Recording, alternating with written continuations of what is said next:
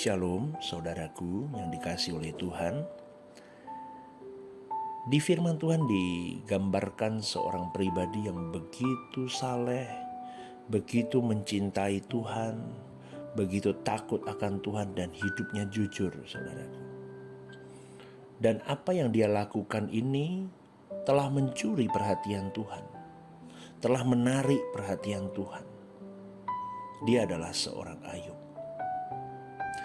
Ayub pernah berkata di dalam Ayub 42 ayat 5-6, dia berkata seperti ini, "Hanya dari kata orang saja aku mendengar tentang engkau, tetapi sekarang mataku sendiri memandang engkau.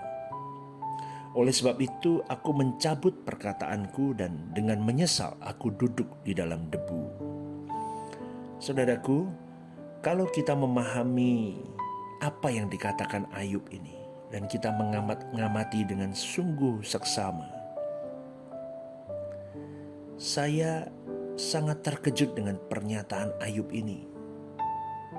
Karena di dalam awal-awal perikop Ayub pasal pertama itu digambarkan bahwa Ayub adalah sosok yang sangat luar biasa dan dia menjauhi kejahatan. Bahkan setiap pagi dia mempersembahkan kurban bakaran untuk menebus kesalahan anak-anaknya. Tetapi yang paling hebat, saudaraku, yang teruji begini, di dalam keadaan dia kehilangan segala sesuatu, Ayub masih bisa mengatakan, "Dengan telanjang aku keluar dari kandungan ibuku. Dengan telanjang juga aku akan kembali ke dalamnya." Tuhan yang memberi, Tuhan yang mengambil. Terpujilah nama Tuhan. Ini merupakan kalimat yang menyatakan bahwa Ayub itu mengakui dia hidup hari ini itu karena Allah semata-mata saja. Maka dia tidak pernah bersungut-sungut, dia tidak pernah mencurigai Tuhan, dia tidak pernah menyalahkan Tuhan di dalam hidupnya melalui keadaan apapun yang terjadi di dalam hidupnya, saudaraku. Di dalam kesakitan dan kepedihannya itu, Ayub tidak berbuat dosa dan tidak pernah menuduh Allah berbuat sesuatu yang tidak patut kepada dirinya. Yang paling hebat, saudaraku, dia tidak pernah bersungut-sungut menghadapi pencobaan tersebut. Yang boleh saya katakan itu adalah pencobaan yang begitu besar, begitu luar biasa. Tidak semua orang mengalami hal itu. Lalu Alkitab juga mencatat ketika istrinya menyuruh dia untuk mengutuki Allah supaya dia mati, Ayub menjawab begini, "Engkau berbicara seperti perempuan gila. Apakah engkau hanya mau menerima yang baik dari Allah dan engkau tidak mau menerima yang tidak baik atau yang buruk?" Itu menggambarkan apa, saudaraku? Ayub begitu mengenal siapa Tuhannya. Dan dia juga berkata seperti ini, dalam kesemuanya itu Ayub tidak berbuat dosa dengan bibirnya. Tidak hanya kehilangan harta dan keluarga, pergumulan Ayub ditambah dengan sakit penyakit yang ada di dalam dirinya. Keluar borok di dalam tubuhnya sampai dia garuk dengan beling. Itu menggambarkan apa, saudaraku?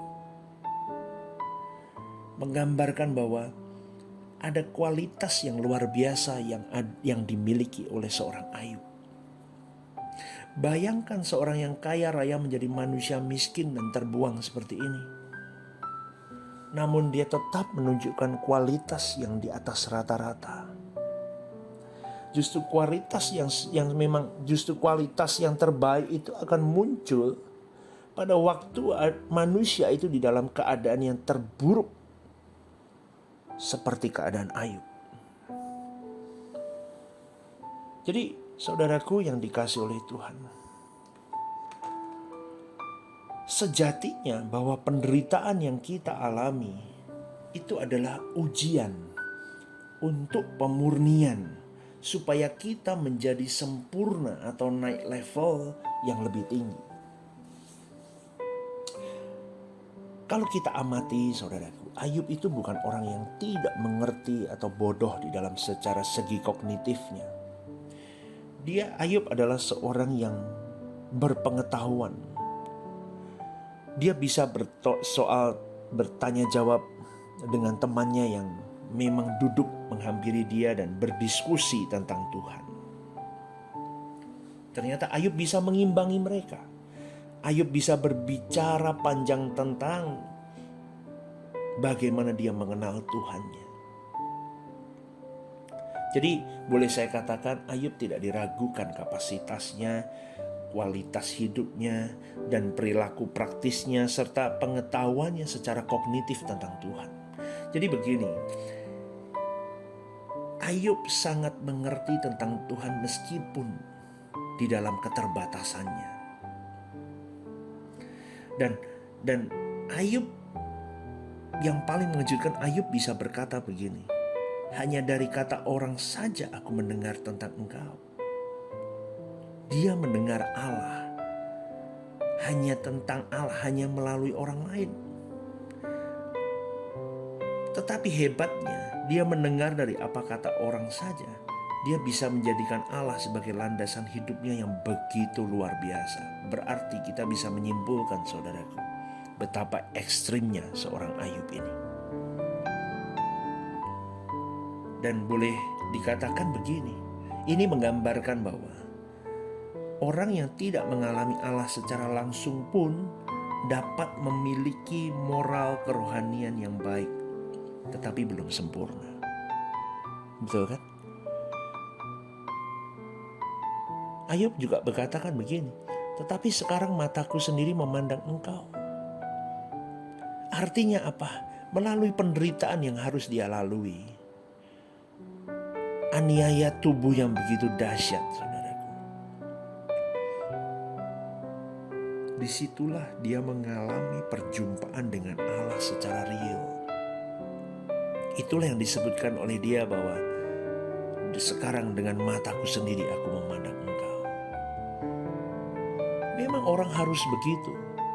Pengikut Kristus harus mengalami atau memiliki perjumpaan dengan Tuhan secara pribadi melalui perihal-perihal kehidupan, warna-warni kehidupannya. Yang akhirnya apa, saudaraku? Akhirnya itu akan mendewasakan dia dan membuat dia naik level sampai di level sakau di hadapan Tuhan. Ayub baru mengalami realitas Allah setelah dia melewati banyak pergumulan dan peristiwa yang menyakitkan di dalam hidupnya. Dia adalah sosok yang menarik perhatian Tuhan. Nah, ini mau saya gambarkan begini, saudaraku. Kata menarik perhatian Tuhan, mencuri perhatian Tuhan. Ayub mencuri perhatian Tuhan. Ayub mencuri perhatian Tuhan hanya dengan baik secara moral, yaitu jujur, saleh, menjauhi kejahatan, takut akan Allah. Hanya di level itu dia melakukan secara ekstrim dan sempurna. Dia sudah mencuri perhatian Tuhan. Berarti, saudaraku, bisa digambarkan betapa bobroknya kehidupan moral manusia. Kalau boleh dikatakan standar moral saja mereka belum memenuhi. Sehingga ketika ada orang-orang yang mencapai standar moral yang perfect, itu mencuri sudah perhatian Tuhan. Tetapi mencuri perhatian Tuhan tidak bisa membuat seseorang selamat, saudaraku. Harus diuji, harus ditampi, harus diproses. Apakah benar orang ini layak untuk masuk di dalam kerajaan surga? Atau boleh saya katakan, orang-orang yang memang sudah menjadi pribadi-pribadi yang dimenangkan dalam kehidupan seperti Yesus. Jadi begini, saudaraku. Ayub yang tidak sempurna di dalam pengenalannya akan Allah,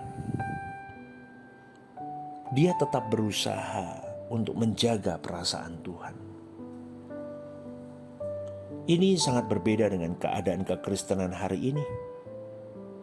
Keadaan teolog-teolog hari ini, mereka sangat mengerti tentang Allah. Mereka mempelajarinya, mereka mengupas, mencoba mencari referensi-referensi dari si A, si B, dan banyak lagi. Tetapi sungguhkah mereka sudah menjaga perasaan Tuhan di dalam hidup mereka? Pengetahuan teologi itu seringkali menjadi debat kusir, menjadi sebuah objek yang boleh dikatakan sebagai bola untuk dilempar sana sini, untuk menjadi perbincangan hangat, dan tujuannya satu, untuk menunjukkan siapa lebih hebat dan siapa yang paling mengerti tentang Tuhan. Akhirnya apa? Mereka hanya berkutat di dalam hal secara kognitif pengetahuan, tetapi mereka tidak pernah real mengaplikasikan bahwa mengenal Tuhan harus selaras, yaitu menjaga perasaan Tuhan. Saudaraku yang dikasihi oleh Tuhan, pengetahuan teologi tidak akan pernah membuat seseorang otomatis memiliki karakter yang baik. Memang hal itu sangat dibutuhkan untuk berinteraksi dengan Allah. Jika seseorang tidak memiliki pemahaman teologi yang tepat, maka ia tidak akan mengenal Allah secara tepat juga. Namun, memiliki ilmu teologi adalah hal yang berbeda dengan menjadi orang yang menarik perhatian Tuhan. Belum tentu Anda memiliki gelar teologi sebanyak apapun, engkau bisa mencuri perhatian Tuhan. Nah, ini yang menjadi pertanyaan kita, saudaraku. Mencuri perhatian Tuhan. Kalau dari gambaran seorang Ayub, mencuri perhatian Tuhan itu menjadi sesuatu yang sangat-sangat kita impikan. Kita memimpikan bahwa kita bisa mencuri perhatian Tuhan, tetapi tidak banyak orang Kristen berani masuk di dalam pemurnian ujian yang begitu berat seperti yang Ayub alami. Dia mencuri perhatian Tuhan karena Ayub itu serius menjaga perasaan Tuhan. Dari hasil dia mencuri perhatian Tuhan, sebelum masuk di dalam pemurnian pun, dia sudah membuahkan kehidupan yang kokoh di dalam mempertahankan imannya. Dan saudaraku, ketika dia sudah memasuki pemurnian itu menghasilkan kualitas yang sedang di-upgrade oleh Tuhan. Sampai dia katakan, dulu aku dengar dari kata orang, sekarang aku mengalami sendiri. Siapa engkau, Yesus? Siapa engkau, Tuhan Elohim Yahweh? Dia menghasilkan kualitas. Ayub tidak berdosa dengan bibirnya. Bahkan dia berkata kepada istrinya, apakah kau mau menerima yang baik dari Allah dan tidak mau menerima yang buruk dari Allah? Itu kualitas yang tinggi, saudaraku. Dan dia harus terus berjuang untuk menjaga perasaan Tuhan, sampai goalnya yaitu adalah keserupaan dengan Tuhan di dalam jejaknya. Dan kita harus siap untuk diubah melalui berbagai peristiwa. Seperti Ayub, di dalam segala keadaannya, di dalam keadaan yang baik, keadaan yang tidak baik sekalipun, dia tidak pernah meninggalkan jejak Tuhan di dalam hidupnya. Orang yang dapat menarik atau mencuri perasaan Tuhan adalah orang yang serius menjaga perasaan Tuhan dan membuahkan kehidupan yang kokoh di dalam dia mempertahankan iman melalui perjumpaan pribadi dengan Tuhan setiap waktu. Engkau dan saya harus terpanggil untuk mencuri perhatian Tuhan. Begini saudaraku, Ayub sampai dibanggakan oleh Tuhan di hadapan iblis. Di dalam Ayub 1 ayat ke-8, Tuhan berkata begini, Apakah engkau memperhatikan hambaku Ayub? Itu menggambarkan kebanggaan Allah atas Ayub. Tentu bukan tanpa alasan loh.